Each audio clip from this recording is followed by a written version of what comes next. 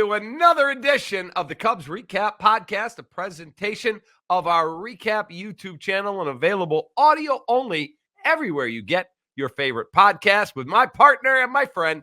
Even though we yell at each other, he is the great Gordon Wittenmeyer. I'm David Kaplan.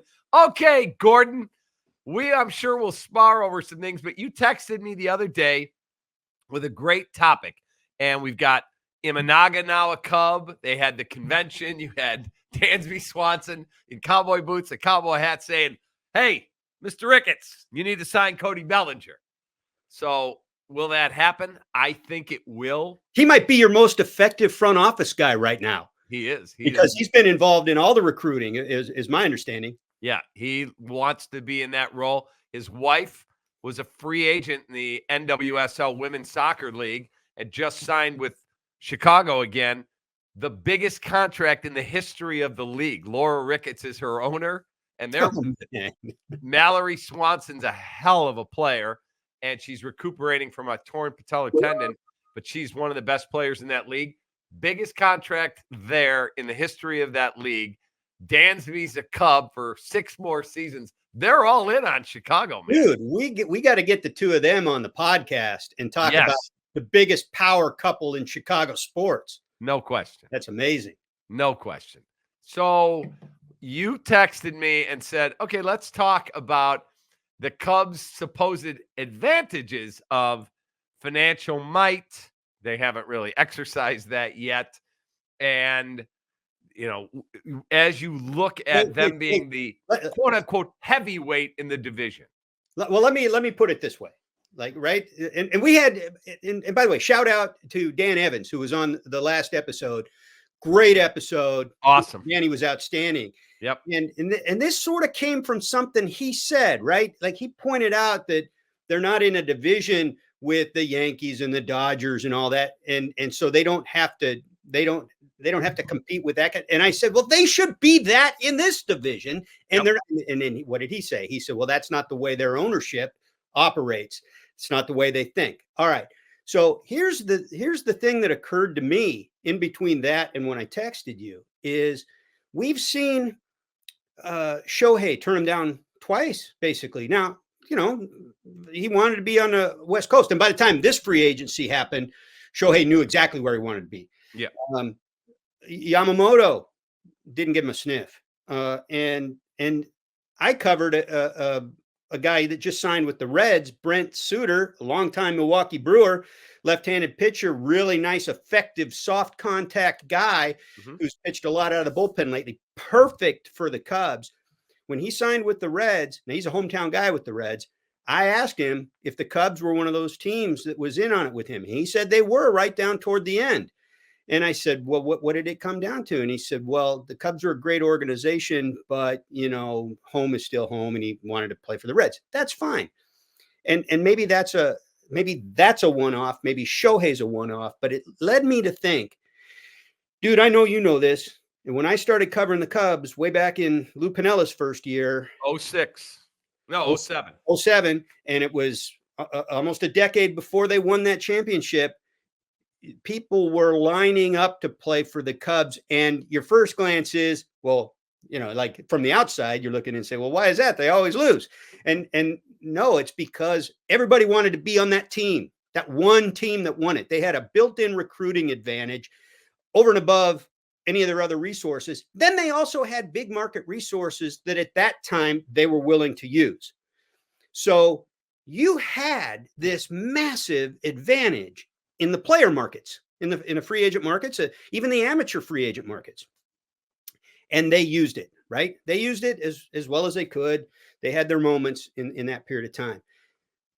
What we've seen in recent years makes me wonder if their advantage is gone. They're not using the resources the way they used to. Especially they did under Theo, especially under Jed. He's much more deliberate. He's falling in line with the guidelines the commissioner's office is putting in play and being more prudent with the money. I think he even said, and this blew my effing mind when he said over the weekend, he was asked about the perception of acting like a small market team, and he considered it a compliment. That's not a compliment, dude. And so it makes me wonder, if they're putting themselves in a position of disadvantage these days and completely ceding this advantage they held for years. So I would say to you, are there times I'm disappointed that they haven't been more aggressive? Absolutely. Absolutely. Now, in the end, if they get Cody Bellinger at their price, not Scott's, who won? Jed did. On that deal. On that deal. But what about the landscape of the offseason for a team that I would argue finished last season on the brink of being right back in that mix? But I never thought they were getting Ohtani. I never thought they were getting Yamamoto. Now, are those one-offs? I don't know. I would say to you that when they take the next step, let's assume Cade Horton's here at some point this season and going into, I'll call it 2026. Okay. Let's assume they have a solid 24, maybe make the playoffs as a wild card, maybe not. 25, I think they have a great shot to win their division. 26, I think they're going to be one of the favorites to get to a World Series. Now, the Dodgers, everything goes through them. I understand that. I think at that point, if they are a 95-win team, the accelerator is being put down and they're going to spend big. That's what I believe. That's fine. And you might be right. But here's the thing, Cap. That kind of thinking that you just laid out, a lot of people think like that. And I'm not going to disparage any of them. But a lot of that thinking occurs in a vacuum because the St. Louis Cardinals just finished in last place, kind of surprisingly, but we knew that they didn't have the pitching going in, and they just went and signed 3 pitchers. They might do more. I don't know. They're going to be better. And we know that they felt can't be worse. Right. And they felt a lot of pressure coming off of that season. They're going to start using their resources a little more aggressively going forward, I would suggest. And they have publicly suggested that. So I don't think they're going away anytime soon. They're going to regroup real fast. They still got a lot of talent on that roster. And that team down in Cincinnati has a ton of young talent. I don't know which direction it's going to go at this point. They've got a very high ceiling right now with their talent, both in the lineup and in on the pitching staff. They've also got a low floor because they're so young in so many places. So I don't know where that's going to go. But when you start talking about 2025 and 2026, I can tell you they've got some guys coming in their system too. And you're going to see a probably more competitive division. And if the Pirates are ever going to stumble upon some kind of success, it's probably coming in that window as well. So my point is that these years are precious. Theo used to say that too, right? Every year is precious. Now, he didn't mean it when he walked in the door because he knew what he was going to do. He was going to go in and as soon as he found out what his resources were, he was going to go tank for a couple of years. Yeah. It worked. Okay, great. When he had the resources and when he had the ability to win, he did treat it like every season was precious. He spent big. And I think that's what's missing right now is that there's, and I don't think it's this market alone, although it's egregious in this market because you have so many built-in advantages. But my God, this idea of, well, we project we're going to be a lot better in 2 years. So we'll make this a 2-year process instead of using the resources you have. Look, the Reds are a perfect example. They went and signed like 3 guys to 1- and 2-year contracts, 4 guys to 1- and 2-year contracts, pitchers. Maybe 2 of those, maybe 3 of those could have helped the Cubs. Those 1-year contracts weren't going to break anybody. And you could have been competitive. You could have, and maybe those aren't the right guys. We'll find out. But my point is that there were guys to be had on that you didn't have to give 6-year deals to, 7-year deals to, and you could upgrade everywhere and try to win this year. Try to go a little closer to all in this year, and then at that trade deadline, see where you're at, and maybe go big, or maybe flip one of those short-term guys. But I don't see them doing what I've seen teams in the past, even Theo's teams in the recent past, do when they had what I felt was a similar opportunity. Yeah, I feel like, as I was laying out that case before, when they're going to put the throttle down, I feel like they have a legit chance to win the division this year. I think 4 teams do. Yeah, I would agree with that. It's a wide open division. Yeah. Now, if you tell me that we got breaking news, Cody Bellinger's a Blue Jay, and the Cubs are signing 2 guys who are washouts from the Mexican League, and that's our bullpen. No, they're not going to be there. Hey, Fernando Rodney's pitching in the Mexican League right now. He wants to come back, dude. Former Cub. Yeah. Former Cub Fernando Rodney. I believe that they'll be in contention, that they'll be at the over-unders just came out in Vegas. Did you see the Cubs? I didn't see their name. It's got to be similar to most of the rest of the division. It's got to be right around 80. 84.5 is the Cubs. That's definitely counting on them adding something. And what do you think the White Sox was? Oh, it's got to be no better than 70. 63.5. Oh, my God. That's almost a 100-loss season. Nobody ever projects that because that's hard to do even when you're awful. If you get any kind of injury, you're in the 50s. My God. Well, but of course, that assumes that they're not going to have Dylan Cease when the season opens, too. That's what they're assuming. Yeah, there's a lot of these dominoes in play there. Okay, so I truly think the Cubs will be in the race. I do believe they'll get Bellinger done. We'll see what else they do. So right now, if you look at their lineup, Yan Gomes, Miguel Amaya. First base is probably going to be Michael Busch, the kid they just acquired, the PCL Player of the Year from the Dodgers. He'll compete, I would imagine, with Mervis and with Morel at first base. And then if Bellinger's there, he will play center and some first. Horner, Swanson. I still want to know who the hell the third baseman. I love that middle infield. My God. Yeah. Who's the third baseman? Some of those guys you mentioned, right? I mean, Morel. It's either Morel, Mastroboni, or Madrigal. Or you. Yeah, or me. You got to be better than that. You got to be. I agree. And that's part of what I'm talking about, right? You could have gone out and done something, and maybe they will. Maybe they'll get Matt Chapman. Maybe they'll still get Matt Chapman. I mean, if you told me Morel is going to be the third baseman, okay, he had 20 whatever homers last year, but Madrigal and Mastroboni.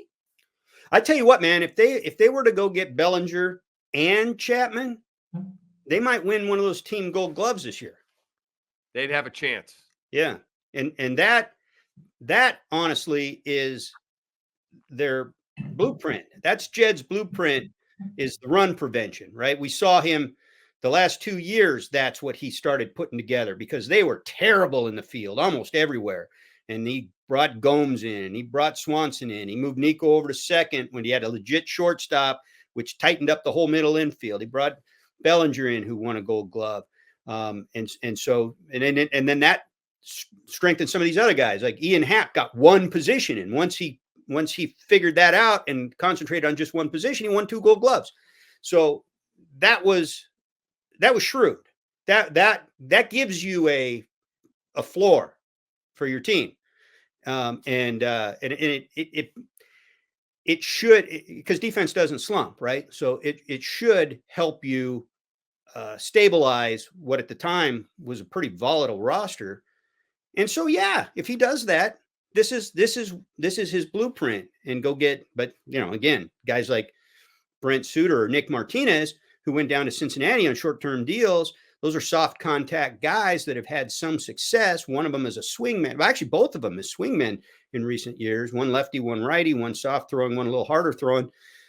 Those would have been good fits. Those would have been good complementary fits in short term, wouldn't have broken the bank, and they would have fit what you're trying to do. So that goes back to what I'm saying, man. I wonder, some of that's decision making, but I kind of wonder about their recruitment strength these days. What do you think of the signing of Imanaga, and what does it do to the rotation? Because in my opinion, okay, Justin Steele, Jamison Tyone, Imanaga, Hendricks, you got Drew Smiley there, you've got Hayden Wisniewski there. Who's the other one? You got Assad there. I'm missing somebody. Well, are you thinking of Horton coming up at some point? Nope. Late? Nope. Hendricks, Steele. Imanaga, Tyone. Who's the fifth? I'm missing somebody. Stroman's gone. Who the hell are we missing? I gotta look it up. My mind is. God I've dang. been doing so much football stuff. Yeah. So. The Chicago. Well, it tells you something that we can't think of who it is, right? It's somebody obvious. Yeah, but it's not a world beater. Cubs rotation is I don't know who you're thinking of. Oh, Jordan Wicks. Oh, yes. Yeah. And actually he's got a chance to have a pretty good ceiling. Correct. So that rotation is good. It's not elite. No, but it's got some depth to it that maybe it didn't have last year, and it's going to need some depth. I do like I like the Imanaga signing well enough. And then when Danny came on our show last week, he had me fired up for what this guy can. He loves him. Yeah, he loves him. So I don't know that that's a universal opinion, but he saw a lot of him, and Dan Evans is a really good baseball man, so I trust him. Now I'm really anxious to see. Yeah, it feels like there's a lot there, and as you pointed out earlier in one of our conversations, he's tight with Seiya Suzuki. And that could be sort of a value-added point to him making the transition and being comfortable sooner. And he spent all that time during the free agency time in Chicago, like getting familiar with the city and his home neighborhood and things like that. The funny thing is, so you had Darvish come here and has always said really good things, even when he got traded away. I loved pitching in Chicago, and he had his ups and downs here now. Yeah. Seiya loves being a Cub, and he got Imanaga to come here. So Jed has said, maybe we will do more in the Pacific Rim. You never know. And Jed got Imanaga for way less than he was projected to get. That might be the one good, like first or second tier pitcher in the market this year who has taken less than was projected. So as you look at this team, they have no closer. It's Alzolay, but I think he's more of an eighth inning guy. Oh, yeah, yeah. I wonder if they would take a shot at Hader. I wonder if they would. Well, right before we went on this podcast, and the news was coming out of Houston that they're making a strong push for him. I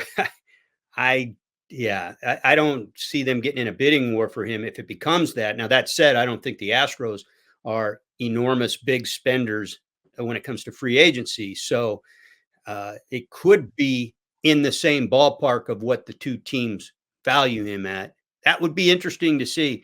Well, but if what's his name? Craig Counsell doesn't want him would be very telling. No question. No question. And if Craig Counsell really does want him and the money's close or equal and he doesn't come to Chicago, that's really telling too. That, again, I wonder what he thinks of pitching in Chicago, and I wonder what he thinks of Craig Counsell because he was with him for a long time. I tell you what, you can't love the idea of pitching in that bandbox ballpark in Houston. I mean, if that's what it is, at least Wrigley plays as a generally fair ballpark. Sometimes the ball flies, but as often as not, it doesn't. And so it should play to his advantage. Plus, the division's not necessarily as robust. You got the defending champs in Houston's division. Do you think that Jed and Counsell gives Cade Horton a legit chance to make the team out of camp? No. Tell me why. Well, they built their rotation around veterans. And they've got enough veteran depth that I don't know why you would even take that chance. Go let him get his legs under him at AAA and really gain some confidence and some more experience, and then ride that wave into a debut when and if you need him because of an injury or an underperformance on your big league staff. that's the best way to handle it. And traditionally, that's the way they have handled it. Look, you're not in a position where you have to push him anyway. You've said it yourself. You don't think this is the year for these guys. So why the hell would you be pushing envelopes like that? Especially in a fishbowl environment like Wrigley Field is. Just let him go to camp, and if he sets the world on fire, then you maybe reevaluate it. But just kind of let things play, and figure he's going to open in the minors and get his legs under him. I would think that he will open in the minors, but when I saw the MLB pipeline list this week, it was top 10 right-handed pitchers anywhere in the minor leagues. Number 3, Cade Horton. Yeah, pretty good. Yeah, he's number 3 in the minor leagues right now. Minor leagues. And all due respect to them, the day they drafted him, the tweet comes out: Chicago Cubs select Cade Horton, Oklahoma. I think he was Oklahoma State.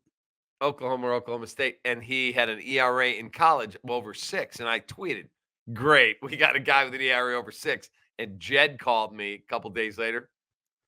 He's just learning how to pitch. Relax. He's really good. Yeah. Dan Kantrovitz was a huge proponent of his. Yeah. So we'll see. Again, he's a prospect right now. You don't want him. You don't want to push it and have him come up with really not a lot of experience in the upper minors. Oklahoma, by the way, he went to Oklahoma. And kind of without a lot of experience in the upper minors, and bring him in and push him to the big leagues when you don't have to, again, and have him get his tits knocked off and be all have his confidence shot, and then send him back down, and all of a sudden he becomes Caleb Killian, who was setting the world on fire at AAA. You bring him up, he can't find the strike zone, and then he goes back to minors and he can't find the strike zone. So, you don't want to do that.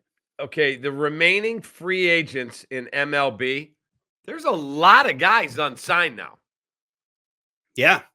I mean, next week. This is the way it is now, man. Almost toward the end of January. Next Thursday, a week from today, is the 25th of January. We got to have signing periods. Baseball has to impose signing periods. You got to have a signing period of the start of the offseason to a week after the winter meetings, and then shut her down again until maybe right about now, and then have a month signing period leading into spring training. And then, boom, cut it off. Here is the all still in free agency team right now: Cody Bellinger, Rhys Hoskins, Jock Peterson, Jorge Soler, Matt Chapman, Tim Anderson, Ahmed Rosario. You've got Michael A. Taylor, Gary Sanchez. I mean, you got some dudes, and then your starting rotation: Blake Snell, Jordan Montgomery, Clayton Kershaw, James Paxton, and Hyun-Jin Ryu. Dude, how would you feel about going into a 3-game series against any current big league roster right now with that group? I can win. Right? That's crazy. How about your bullpen? You got Hector Neris, your right-handed closer. You got Aroldis Chapman as your left-handed reliever, Josh Hader as your ace closer, and Robert Stevenson as a right-handed closer. Holy crap. I'd go through all of October with that group. Oh my God, that team right there. Like, Jed, get the checkbook out, man. Go pick off 3 of those guys. Go get off 3 of them. Yeah. And now all of a sudden, in a crazy world, you could go, I can get to the World Series. Right? That's what I'm saying, man. Look at the last 2 National League entrants in the World Series. Yeah, Arizona and Philly, and they both snuck in as wild cards. They both snuck in as the last team in. And so that's friggin' crazy. And the team the year before that got out of the National League, won the whole thing, had the worst record in the field, and that was the Atlanta Braves. This is, I'm telling you, man, the way that's set up right now, you can't be looking at this like, well, this isn't really the year, more like next year in 26. No friggin' way. You got to be looking at it right now. You've got pieces in place. Don't let those die on the vine. And you've got the #1 minor league system in baseball on like most lists. They're at least up there. Actually, the division, I want to say, has 3 in the top 6. So, which is yet another reason to strike if you're the Cubs. Look, man, major league talent has a short shelf life. When you got guys going like Justin Steele is right now, strike now. So a friend of mine talked to Jamer Candelario the other day. Mm-hmm. They're tight. He said, "Hey, man, you're going to Cincinnati?" He goes, $45 million, a lot of money. He said, "What'd the Cubs offer?" He goes, Nothing. They never called. Talked to him. They never talked to him. Never even followed up. Never. Does that give you pause as a guy who covers the Reds as well? Does that give you pause? Like, what do they know? No, because I know Jamer. You do too. I mean, he's been around for a long time. There's nothing wrong with him. He is what he is. I mean, you might say, maybe the Cubs look at him and they say, he's not a multi-year answer for us. Okay, that's fine. He's not an all-star impact MVP candidate guy that we're going to invest in. That's fine. He's a good fit where he went. He would have been a good fit with the Cubs. They didn't view it that way. Okay. But no, it doesn't give me pause. I know what kind of a teammate he is, what kind of a person he is, to the degree that any of us know that. He's an amazingly good person, very religious. Exactly. Everything that I know about the guy points in that direction. We never truly know on those things, but he has conducted himself in a way that's above reproach. And he's put together, especially the last couple of seasons, some pretty good numbers that will, and I tell you what, will definitely play at that bandbox they got in Cincinnati. Yeah, he'll hit some home runs for you there. He will. I predict that unless he gets some kind of long-term injury, he's going to set a career high in home runs this year. All right, does Cody Bellinger sign with somebody, preferably the Cubs for my taste, by the time we tape next Thursday or Wednesday? No. Wow, I'm going to agree with you. I think Boris is going to play this out. No, yeah, it's going into February, I think. That's insane. But when do you think Hoskins signs? Does the trade for Michael Busch preclude the Cubs from getting Rhys Hoskins? Maybe, but where does he sign anywhere? What was his market? I mean, is he a Toronto candidate too? I want to say they picked off a first baseman somewhere. Maybe I'm thinking of a different team. What about this? What about Jorge Soler? Oh, I'd bring him back as my DH. Yeah, right. Yeah, I like. I don't know if I want to add another big right-hander right now. If I didn't know if I didn't know I was getting a left-hander, right? But if I knew I was getting a left-hander somewhere, if I knew I was getting Bellinger, yeah, I might bring that big bat in here. He could hit you 40 bombs. That's another guy that presented as a pretty good guy around the club. He did. Yeah. He just was mad that he didn't get enough playing time, and then they traded him away for Wade Davis. Well, he couldn't stay healthy either for a long time, and that's not typically a guy's fault, but it does come into play on when a team decides to hold him or trade him, maximize his value. They got they did the right thing. Wade Davis gave him a chance. He did. They were in their window to win. Balls, man. What he did in that playoff series against the Nats, my God, he gave him everything he had. That might have been the last time he had a run like that. Yeah, he was done after that. Yeah, so he was done during that. And well, if something breaks, we'll have an emergency podcast. But for now, are the Cubs ceding their advantage was the theme of this one today. A Gordon Wittenmeyer topic. I liked it a lot. A lot of fun. Yeah, and let me just throw one more thing on that, because I don't think this is just the Cubs. This is something going around in baseball. The league has convinced everybody to play hardball on arbitration. The league has convinced everybody to come sort of in line on valuations. The league's trying to get streaming rights under one umbrella for a whole bunch of teams so they can sell these packages, be more like some shared, more revenue parity like the NFL has. They'll never do what the NFL does. But my point is that when you've got the teams whose interest it is to fall in line are teams like the Brewers and the Pirates and the Reds. The teams that aren't falling in line are teams like the Yankees and the Dodgers, and should be the Cubs. The fact that they're falling in line with everybody else and being just good soldiers with the commissioner's office is, if I'm a fan, what I might be looking at sideways and maybe even getting a little pissed off about. Yeah, if Cody Bellinger signs somewhere else, I'm going to be pissed off. Yeah, you should Unless you told me, well, they signed these 3 other guys. Well, the other guys that you would have wanted are off the market now. So now it has to be this guy. You got to get him. They got to get him. Pick up the phone, Jed, and start dialing, like they said in Wolf of Wall Street. That's right. Hey, man, have a great night. All right, you too, man. That's my guy. That's Gordon Wittenmeyer. This has been another edition of the Cubs Recap Podcast, a presentation of our Recap YouTube channel and available audio only everywhere you get your favorite podcast. For Gordon, for our crew, I'm David Kaplan. Have a great rest of your night. Go Cubs and take that.